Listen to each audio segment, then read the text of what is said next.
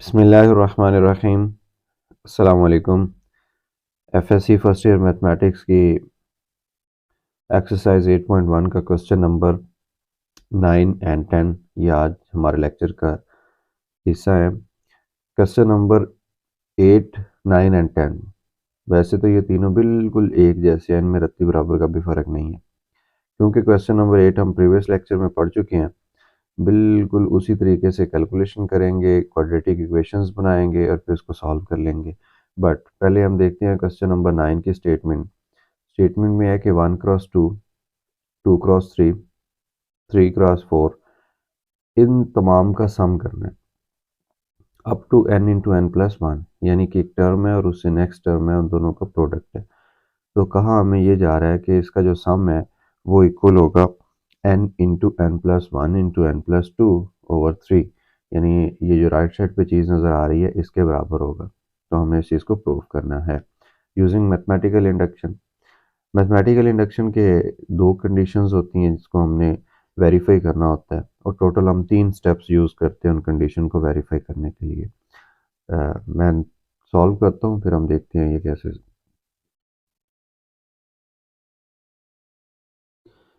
Question number 9 की statement मैंने right कर ली है। इसमें सारी सीरीज आ गई है लेफ़्ट और राइट साइड। मैथमेटिकल इंडक्शन को यूज़ करना है। मैथमेटिकल इंडक्शन के टोटल 3 स्टेप्स होते हैं कि जिनके अंदर हमने दो कंडीशन सिर्फ सेटिस्फाई करवानी होती है। जो कंडीशन नंबर 1 है वो स्टेप नंबर 1 के अंदर हम वेरीफाई करते हैं। स्टेप नंबर 1 के अंदर कंडीशन नंबर 1, और ये होती क्या है? कंडीशन 1 ये बताती है हमें कि हमने n को 1 से रिप्लेस करना है, यानी n की जगह पे 1 पुट करना है। अब जो ऊपर आपको नज़र आ रही है सीरीज, उसमें nth टर्म अगर देखें तो लेफ़्ट साइड पे जो nth टर्म नज़र आ रही है वो है जी n into N plus one, ये वाली। इसके अंदर हम पुट कर देते हैं n की जगह पे 1, और राइट साइड पे ये वाली नज़र आ रही है तो इस सारे की जगह पे 1 पुट कर देते हैं। यानी जो nth टर्म होती है ना जनरल, उसके अंदर वैल्यूज़ पुट करनी होती हैं।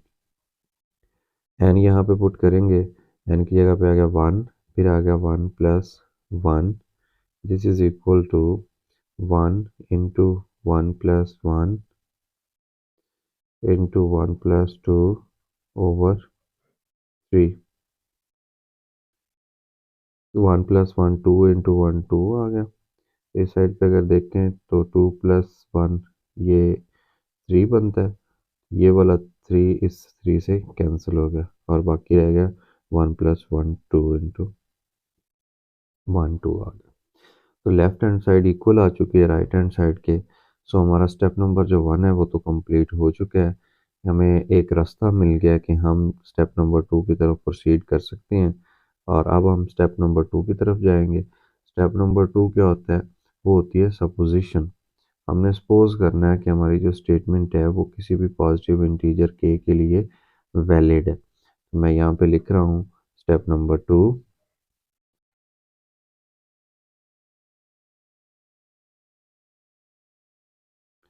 स्टेप नंबर 2, इस स्टेप का नाम है जनाब सपोजिशन वाला स्टेप। सपोजिशन वाला स्टेप या supposition for n equal to k, positive integer, any positive integer के।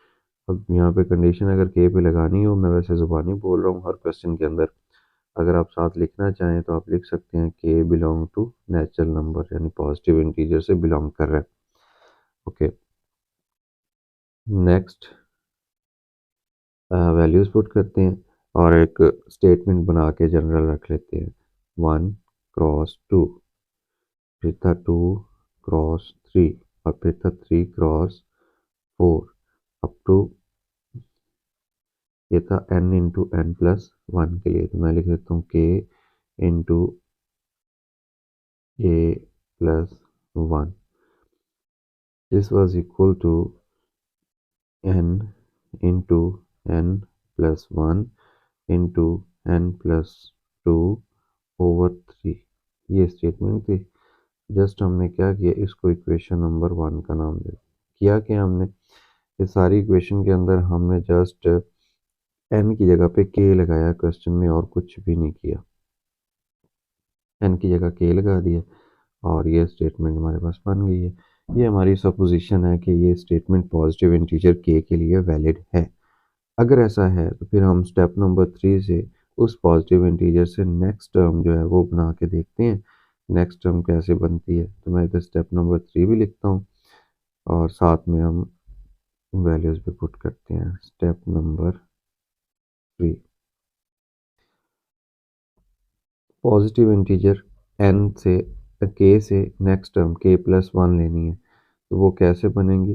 वो बनेंगी 1 क्रॉस 2, 2 क्रॉस 3 एंड 3 क्रॉस 4, चलते जाएंगे अप टू ये आ गया k इंटू k+1। यहाँ तक तो था वो पॉजिटिव इंटीजर k जिसको हमने नाम दिया। जबकि हमने इसे नेक्स्ट टर्म के बारे में कहना है, नेक्स्ट टर्म की वैल्यू फाइंड करनी है। तो नेक्स्ट टर्म के लिए मैं क्या करता हूँ, लेफ्ट साइड पे k से अगला नंबर यानी कि k की जगह k+1 पुट कर देते हैं। और जो साथ में है k की जगह फिर ये आ गया k+1 और उसके बाद +1 है तो ये आ गया। ये nth टर्म जो है जनरल, उसने हमें बताया कि भाई इस तरह से आपने नंबर्स बनाने हैं। अब ये जो ब्लू कलर में आपको नंबर नज़र आ रहा है इसको हमने दोनों साइडों पे ऐड कर देना है। दोनों साइड पे ऐड करेंगे तो साथ में लिख भी देते हैं हम। यहाँ पे हम लिख देते हैं कि ऐड करना। स्टेप नंबर 3, क्या चीज़ ऐड करनी? k इंटू k+1 ऐसे। और ये अब बन चुका है k+1+1 ऑन बोथ साइड्स। इधर on both side O B S, adding this term on both side. तो लेफ्ट साइड पे तो ऐड हो चुकी है, अब राइट साइड पे ऐड करनी है। तो राइट साइड की जो जनरल टर्म पहले मौजूद थी वो थी k into k+1 into k+2 over 3। अब जबकि हमने ये जो लिखा है लेफ्ट साइड पे आपको ब्लू कलर में नज़र आ रही है, इसको दूसरी साइड पे भी ऐड करना है। तो मैं इधर लिख रहा हूँ कि ऐड k+1 और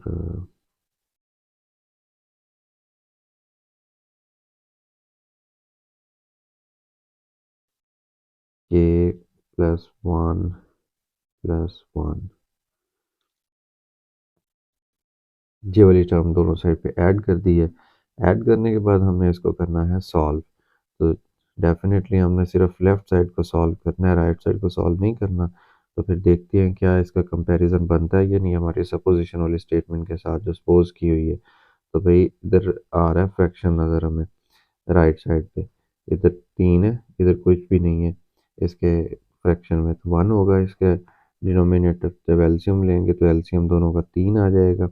फिर ऊपर हम मल्टीप्लाई करेंगे तो k into k+1 into k+2 और फिर आ जाएगी बारी दूसरी टर्म की, ब्लू कलर वाली। अब इसमें 3 जब मल्टीप्लाई होगा तो ये बन जाएगा 3 इंटू k+1 इंटू k+1 और ये साथ में आ गया 1। जी, अब हमने लेना है इनमें से कॉमन, जो जो चीज़ कॉमन आती जाएगी उसको हम कॉमन लिखते जाएं। अगर देखें तो इन दोनों टर्म्स में से k+1 कॉमन आ रहा है, बाकी को हम सिंप्लीफाई करते हैं, k+1 कॉमन लिख देते हैं। तो ये आ गया k+1 कॉमन और बाकी इधर रहेगा k और k+2 +3 रह गया, k+1 बाहर कॉमन जा चुका है और बाकी 3 के साथ रहेगा ये अंदर k+2।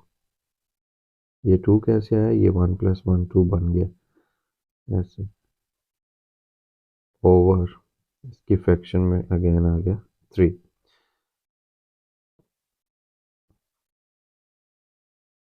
लें जी, नेक्स्ट। अब फिर इन ब्रैकेट में से k+2 फिर कॉमन आ रहा है। तो जैसे k+1 कॉमन लिया था ब्लू कलर में, वैसे इसके साथ k+2 भी कॉमन ले लेते हैं। और अब ब्रैकेट के अंदर क्या रह गया? ब्रैकेट में जो बाकी वैल्यू बची है वो बच गई k+3 ओवर 3। अब हम चलते हैं अपने जो सपोज था उसकी तरफ। कि ये जो k है ये k+1 है, ये k की जगह आ गया जी, ठीक है। ये k+2 जो है k+1 की जगह आ गया और ये k+2 की जगह आ गया। तो पर मैं आपको दिखाता हूँ कि ये कैसे हमने सपोज किया था। ये जो हमारी स्टेटमेंट थी क्वेश्चन नंबर 1 जिसको नाम दिया था ये वाली, ये थी ये k आ गया। अब इस k की जगह पे नेक्स्ट टर्म के लिए k+1 होना चाहिए, ये आ गया। इसमें k इस k की जगह पे k+1 होना चाहिए और साथ में 1 होना चाहिए। और ये जो सात टर्म है तीसरी, इसमें k होना चाहिए और k के साथ 2 होना चाहिए। अब हम आते हैं वापस, बटे में 3 होना चाहिए।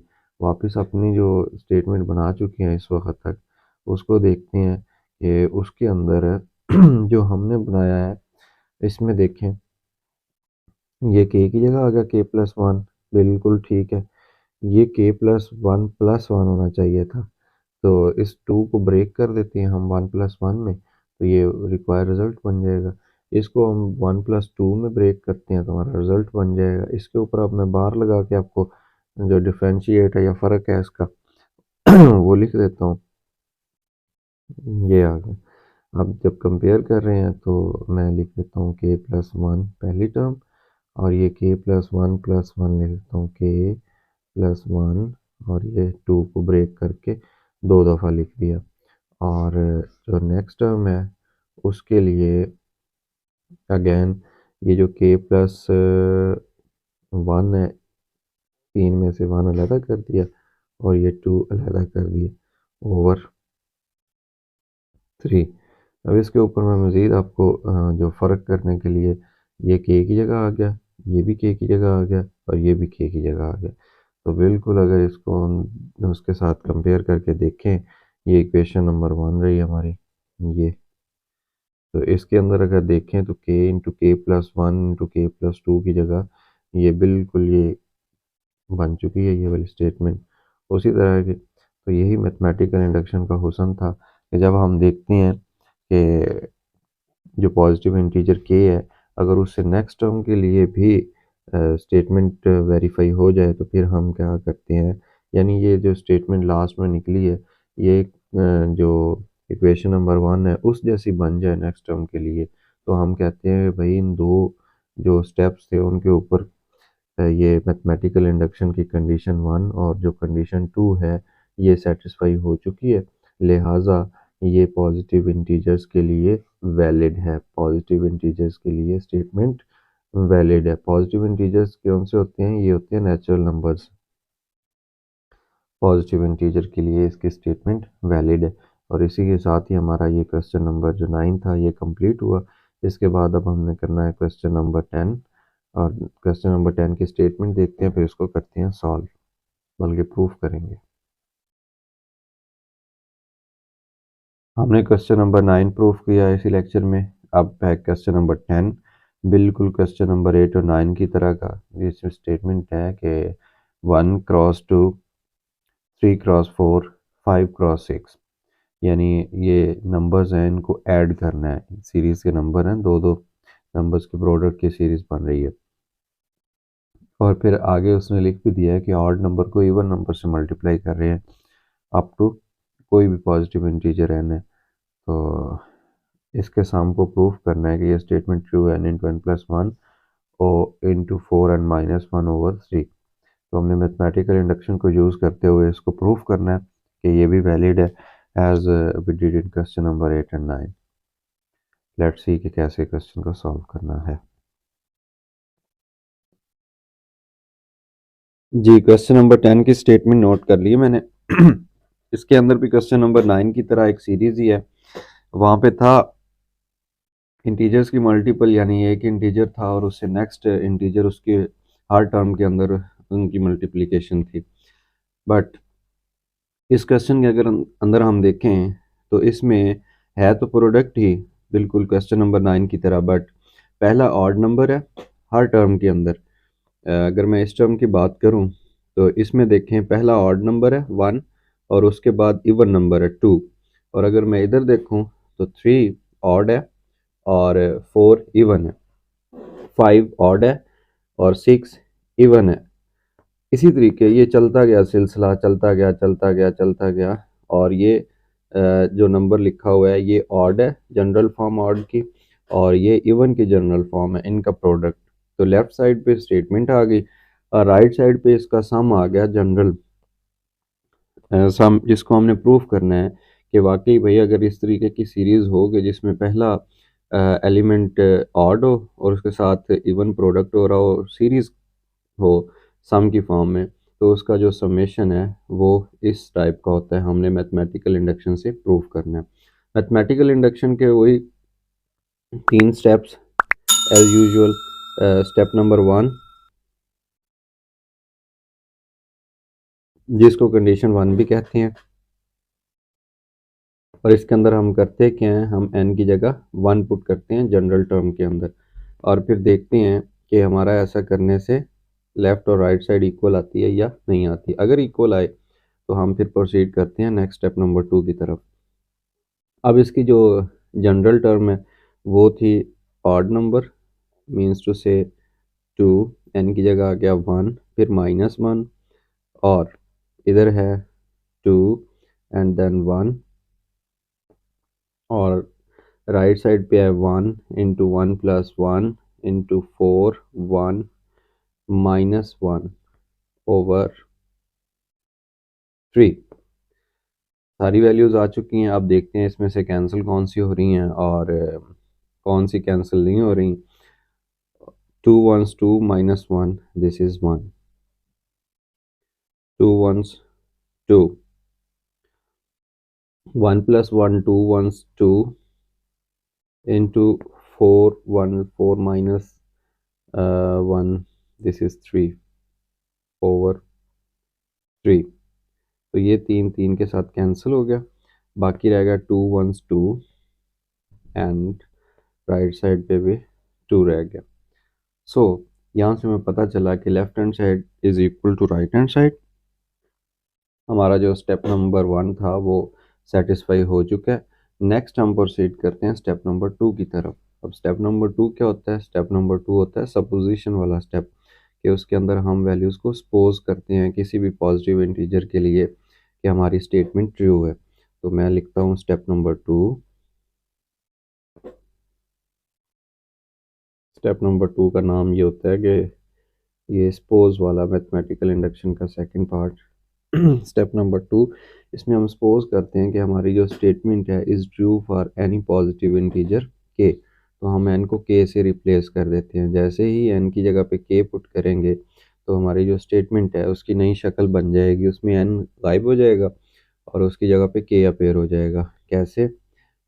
हमारे पास थी स्टेटमेंट 1 क्रॉस 2, उससे अगला ऑड नंबर था 3 क्रॉस 4, इससे अगला ऑड नंबर था 5 cross 6 and so on up to 2n। अब n की जगह पे आ जाएगा k, n की जगह पे आ गया k।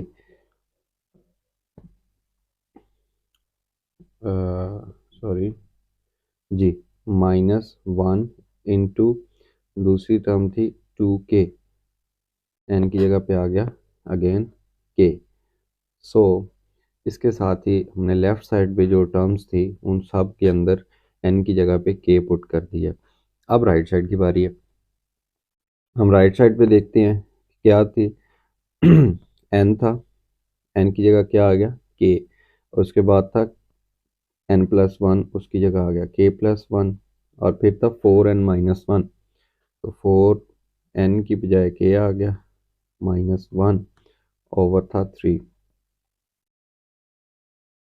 तो इसको हम बोलते हैं equation number 1 according to our supposition for any positive integer k। तो हमने कहा कोई भी पॉजिटिव इंटीजर k था उसके ऊपर हमारी स्टेटमेंट ट्रू है। अब स्टेप नंबर 3 आता है, इसको हम कंडीशन नंबर 2 भी बोलते हैं। तो मैं यहाँ पे लिख देता हूँ कि this is step number 3 which is actually condition number 2। इसके अंदर हमने क्या करना है, हमने इसके अंदर जो नेक्स्ट टर्म होती है के से नेक्स्ट टर्म, यानी कि k+1, उस टर्म को इंट्रोड्यूस करवाना है। तो उसके लिए हम क्या करते हैं, हम दोनों साइड पे कोई टर्म ऐड करते हैं। क्या ऐड करते हैं वो भी मैं बाद में बना के हम फिर उसके बाद ये जगह फिल कर देंगे कि क्या ऐड करना है।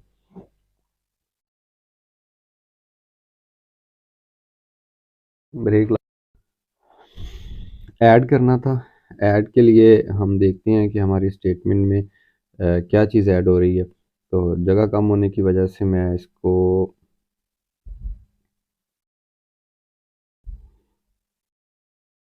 इस जगह पे ले आता हूँ इधर। अब हम इसको इधर सॉल्व करते हैं। जी ऐड करने वाले थे हम, बट उससे पहले मैं स्टेटमेंट सारी लिखूंगा। सारी स्टेटमेंट क्या थी दोबारा लिख देते हैं यहाँ पे। स्टेप नंबर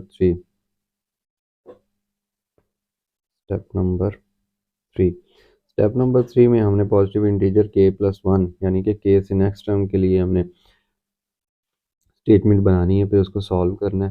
तो मैं कह रहा था कि यहाँ पे हमने एक नंबर ऐड करनी है, कोई चीज़ कैसे ऐड करेंगे, कैसे पता चलेगा, वो हमें पता चलेगा इस स्टेटमेंट को अगेन लिखने से। स्टेटमेंट क्या थी, 1 क्रॉस 2, फिर अगला ऑड नंबर 3 क्रॉस 4, फिर अगला odd number 5 cross 6 and so on. This process हम लेके जाएंगे। पहला था odd number 2k-1, 2k-1 odd हो गया और साथ में था 2n, n की जगह आ गया 2k। अब ये तो वो स्टेटमेंट है जो प्रीवियस थी, यानी k टर्म तक के लिए। अब हमने दोनों साइड पे कुछ टर्म ऐड करनी है। लेफ्ट साइड पे ऐड करेंगे, क्या ऐड होगा मैं ग्रीन कलर में लिख रहा हूँ, सॉरी ये ब्लू है। तो मैं लिख रहा हूँ 2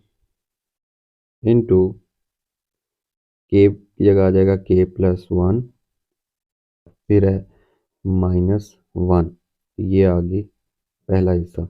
उसके बाद है जनाब 2 k की जगह फिर आ गया k+1। कैसे पता चला हमें, ये जनरल स्टेटमेंट है ना ये वाले, इसने बताया कि जनाब इससे नेक्स्ट टर्म k को k+1 से रिप्लेस कर देना। तो ये बन गई जो यहाँ पे आपको नज़र आ रही है ब्लू कलर के अंदर। अब ये टर्म हमने दोनों साइड पे ऐड करनी है और यहाँ पे लिखना था इस टर्म के बारे में। इस टर्म के बारे में कैसे लिखना था, हमने लिखना था कि जनाब adding 2k+1 -1 into 2k+1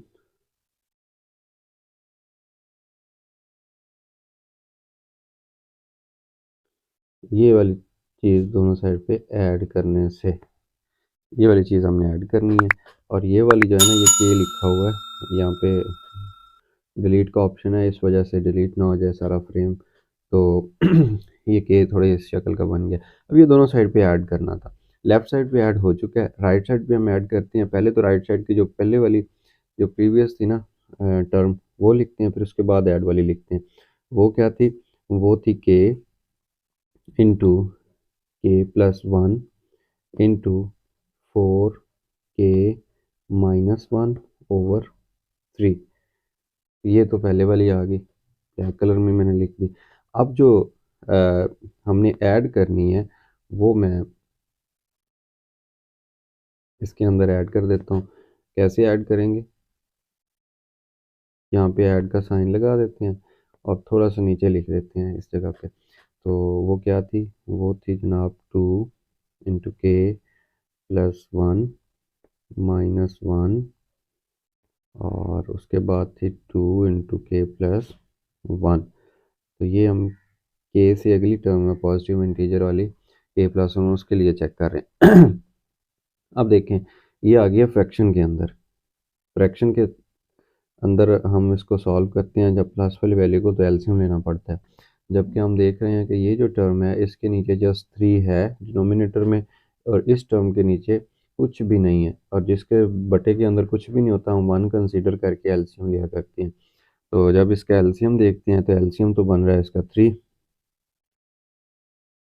LCM बन गया। और जो इसके ऊपर थी 3 के, वो रकम तो वैसी ही आ गई k+1, और उसके बाद 4k-1। ये टर्म एज इट इज़ आ गई, इसमें कोई चेंजेस नहीं है। जबकि हम देखते हैं कि जो इसके बाद वाली रकम है, ये वाली जो थी, इसके साथ 3 मल्टीप्लाई हो जाएगा, और 3 मल्टीप्लाई करने के लिए मैं क्या लिखता हूँ, प्लस ये 3 मल्टीप्लाई हो गया, और उसके बाद सारी टर्म वही अगेन आ जाएगी, 2 इंटू के प्लस 1 माइनस 1, और अगली ब्रैकेट साथ ही है 2k प्लस 1, ऐसे इस सब के बाहर आ गया 3 अपेयर होगा, जो कि रेड कलर में मैंने लिख दिया। ओके, नेक्स्ट जब हम इसको सॉल्व करेंगे तो सॉल्व करने के लिए हम देखते हैं कि ये इक्वल का साइन आ गया, इस ब्रैकेट के अंदर से k प्लस 1 कॉमन आ रहा है,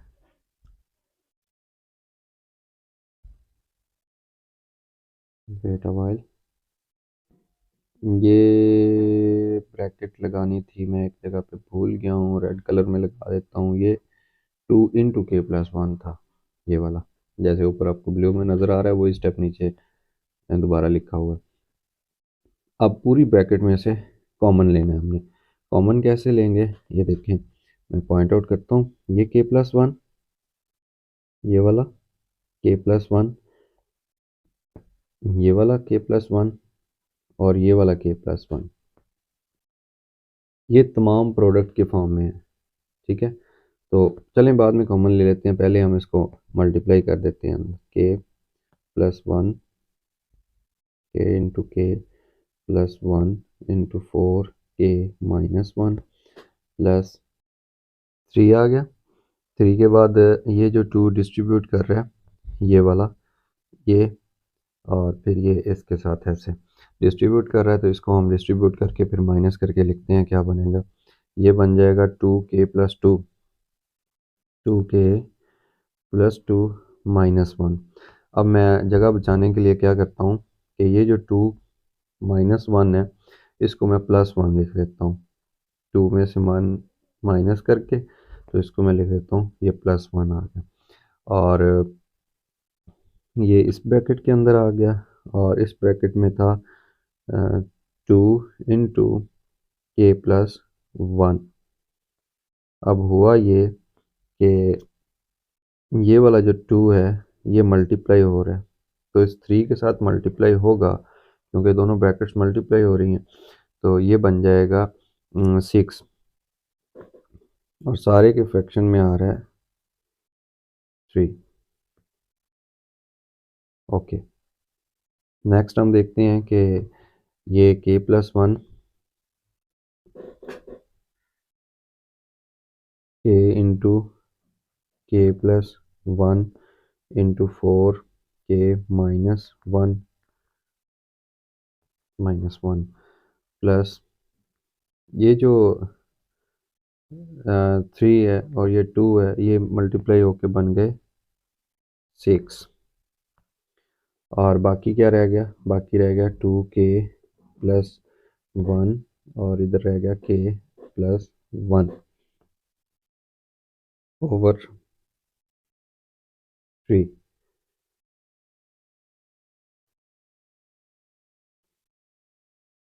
अब इनमें से कुछ चीज़ें कॉमन आ रही हैं, यानी इसमें दो बन रही हैं वैल्यूज़, एक वैल्यू ये बन गई है ये वाली, और एक वैल्यू है ये वाली, दोनों में अगर देखें तो k प्लस 1 कॉमन आ रहा है, k प्लस 1 को कॉमन ले लेते हैं, बाकी जितनी भी वैल्यूज़ हैं उनको सॉल्व कर लेते हैं, तो ये आ गया जी k प्लस 1। बाकी कौन सी रह गई हैं, बाकी रह गई इधर से रह गई k, और साथ में रह गई 4k माइनस 1, और इधर रह गई 6 और 2k प्लस 1, ये रह गई थी जनाब इधर से, और इनकी फ्रैक्शन में क्या आ गया 3।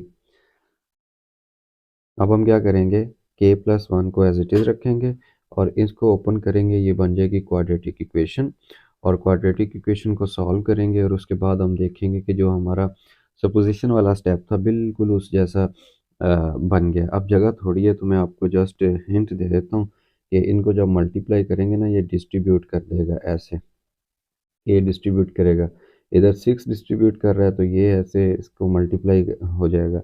उसके बाद आप जब इसको अरेंज करेंगे तो इसकी एक क्वाड्रेटिक इक्वेशन बन जाएगी, जो कि बनेगी 4k स्क्वेयर, ठीक है। मैं इधर साइड पे छोटा सा कहीं लिख देता हूँ, ये बन जाएगी 4k स्क्वायर और साथ बनेंगी 11 के और साथ में आ जाएगा 6। ये क्वाड्रेटिक इक्वेशन बनेंगी। इस इक्वेशन को आपने सॉल्व करना है कि दो नंबर लें, उन्हें ऐड करें तो 11 बने, उन्हें मल्टीप्लाई करें तो 6 4 24 बने। तो आपके पास 8 8 तो 16 जी, 8 3 24 जो है, ये दो आपके पास में आ जाएंगे नंबर्स। उनको आप फैक्टराइजेशन में यहाँ पे पुट करेंगे 8 के प्लस 3 के, तो क्वाड्रेटिक इक्वेशन जो है वो उसकी पेयरिंग हो जाएगी। अब मैं वो पेयरिंग यहाँ पुट कर देता हूँ, क्या बनेंगे कि ये ऊपर वाले स्टेप में k+1 कॉमन आ गया, और फिर जब आपने इसको सॉल्व करना है क्वाड्रेटिक इक्वेशन को, तो उसमें से आ जाएगा k+2 कॉमन, और बाकी रह जाएगा 4k+3 इंटू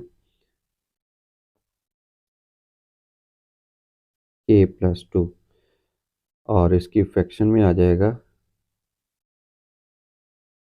पहले 3 आ रहा है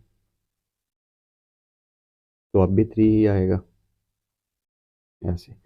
बट जब हम अपने क्वेश्चन की तरफ सपोजिशन वाले स्टेप में जाते हैं, तो सपोजिशन में देखें के है, के साथ k+1 आना चाहिए। तो ये जो पहली वाली है, ये देखें, ये वाली के, तो इसकी जगह पे तो ये k+1 आ गया, ये वाला k+1 अपेयर हो गया। उसके बाद है 4k-1, तो हमारे पास है 4k+3। अब +3 को हमने इस तरीके से ब्रेक करना है कि इसकी जगह पे +4 के साथ k+1 बन जाए और इसमें से कोई चीज़ कॉमन आ जाए। मैं अभी आपको बना के दिखा देता हूँ। फिर उसके बाद है ये वाली टर्म k+1, तो ये हमारे पास थी k+2 ये वाली, तो हम इसको 1+1 लिख के एक जैसी बना लेते हैं। चलें जी, ये आ गया k। अब